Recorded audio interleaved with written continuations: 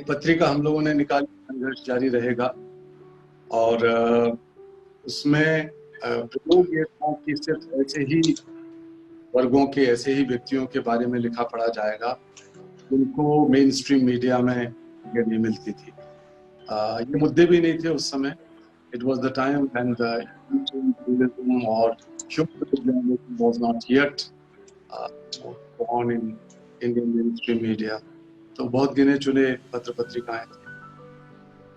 तो अचानक एक व्यक्ति बहुत फ्रेजाइल, बहुत डरे सहमे हुए थे, मेरे दफ्तर में आए। उन्होंने दरवाजा खटखटाया तो उन्होंने मेरी पत्रिका की प्रति अपने लुंगी में बांध के रखी हुई थी, और जब उन्होंने वो दिखाई तो एक ही सवाल पूछा कि तो हुजूर, क्या मैं सही जगह पे आ गया हूँ?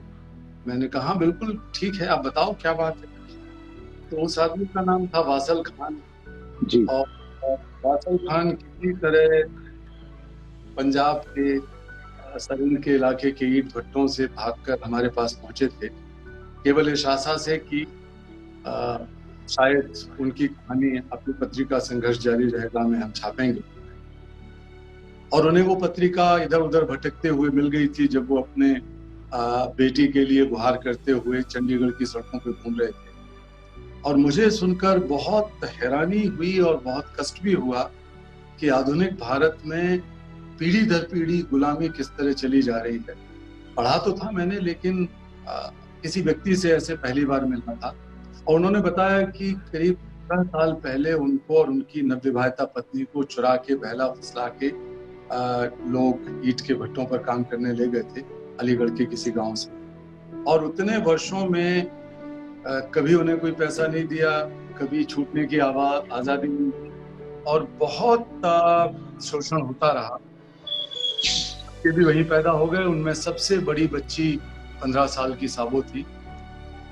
और एक दिन माँ ने देखा कि कुछ अज्ञात लोग कहीं से आके बच्ची के कपड़े करीब करीब उतार के सौदा करना चाहते हैं और उसको कहीं खरीद के ले जाना चाहते हैं।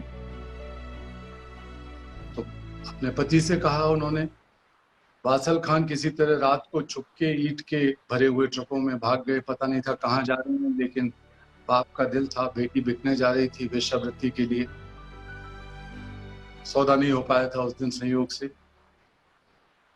तो इस तरह वो हमारे पास पहुंचे। लेकिन जिस वक्त मैं ये बात सुन रहा था तो मुझे लगा,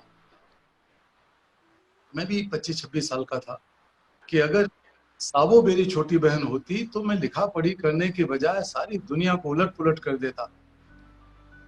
मैं बड़ा अहिंसा में भरोसा रखने वाला हमेशा से हूं। तो उलट पुलट करने का अर्थ यह है कि कुछ ना कुछ बड़ी एक कोशिश करता। तो हम चले गए कुछ मित्रों को साथ लेकर, और बड़ा मुश्किल था उस समय, हमारे पास संसाधन भी नहीं थे। मेरी अपनी पत्नी सुमेधा जी से आग्रह किया और वो भी तैयार थी खुद ही कि किसी तरह साबू और परिवार को छुड़ाया जाए। तो उनके गहने शादी के जो थे वो लेके हम लोगों ने किसी तरह व्यवस्था की। लेकिन वहां हमारी पिटाई हो गई, वासल खान पकड़े गए। हम किसी तरह नंगे पांव लौट के आए वापस। मुझे लगा कि रास्ता यहाँ से कुछ नया खुलेगा। जब कोई रास्ता बंद होता है तो कहीं ना कहीं खिड़की, कहीं ना कोई दरवाजा, कोई ना कोई रोशनी का बिंदु कहीं ना कहीं से आता है। तो किसी मित्र की मदद से हमने कोर्ट में अपील की और हाई कोर्ट में आदेश दिया गया कि उन सबको यहाँ लाके प्रस्तुत किया जाए। और चंद दिनों के अंदर ही 36 बच्चे, महिलाएं और पुरुष, जिनमें साबो भी थी, उसका परिवार भी था, वो आजाद करा दिए गए। और जब दिल्ली के कोर्ट से हम लोग लौट रहे थे, मंडी हाउस के पास हमारा ऑफिस था और इंडिया गेट आता था वहां से, तो बच्चे बंदरों की तरह उछल रहे थे सड़कों पर, या यूं कहिए कि जैसे किसी बाल्टी में, डब्बे में किसी ने मेंढकों को बंद कर दिया हो और अचानक खोला हो तो उछल के भागते हैं। तो आजादी के बारे में खूब पढ़ा था हमने, सुना था, मुक्ति, मोक्ष, लिबरेशन, ये सब सुन पढ़ रखे थे। लेकिन एहसास मुझे पहली बार हुआ कि आजादी होती क्या है, जब बच्चे उस तरह उछलते कूदते भाग रहे थे और मैं उन्हें पकड़ने की कोशिश कर रहा था और सड़क पे ला रहा था और गाड़ियां हॉन्क करके जा रही थी। उनको अंदाज नहीं था कि ये सब हो क्या रहा है यहाँ पर। लगता है कि मेरी अपनी मुक्ति की शुरुआत वहीं से हुई। जब वो बच्चे मुक्त हुए, उनके चेहरे पर आज़ादी की मुस्कान आई, तो मुझे लगा कि मैं भी मुक्त हो रहा हूँ।